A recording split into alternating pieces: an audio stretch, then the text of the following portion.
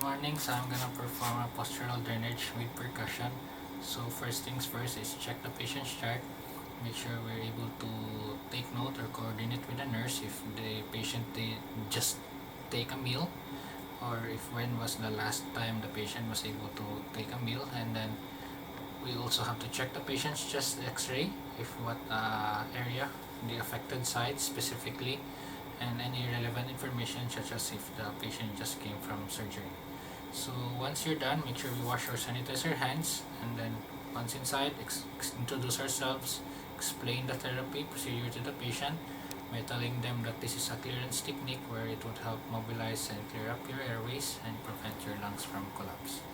And then we always have to check the patient's ID band for confirmatory purposes, and we can move on doing our patient assessment.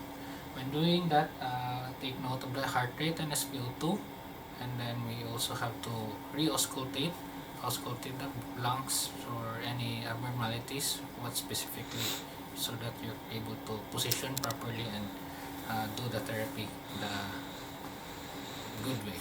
So with that, this position, the affected side is on the back, on the upper part.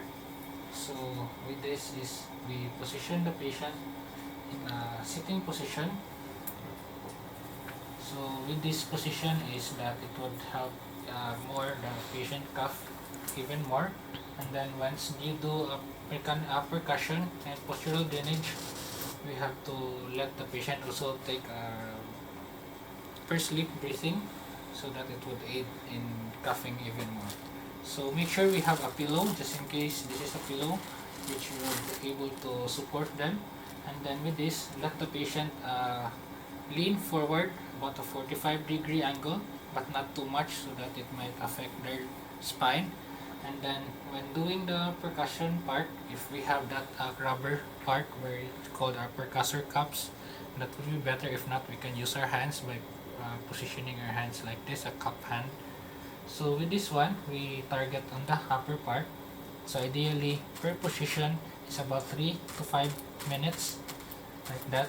And then when doing that, should be not too strong, and then avoid any bone structures.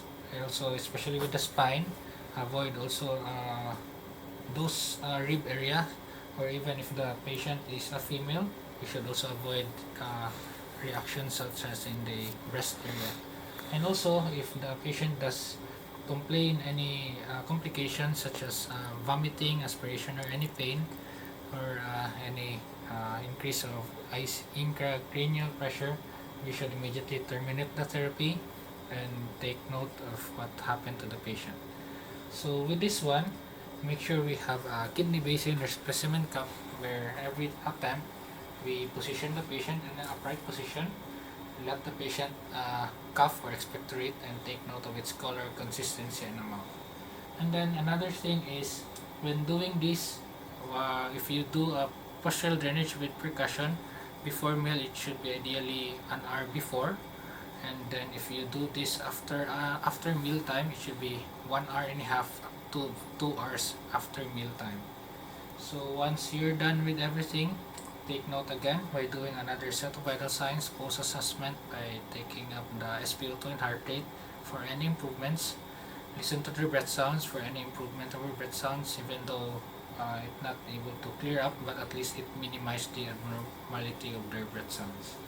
And then also, we can give any recommendation to the physician by having together right after nebulization treatment, if the patient does, or if the patient does not have any nebulization treatment, we can recommend to the physician that it would be better that doing this procedure could have been together with a nebulization treatment right after, because the nebulization treatment have mobilized the secretions or loosen up after, before doing the therapy.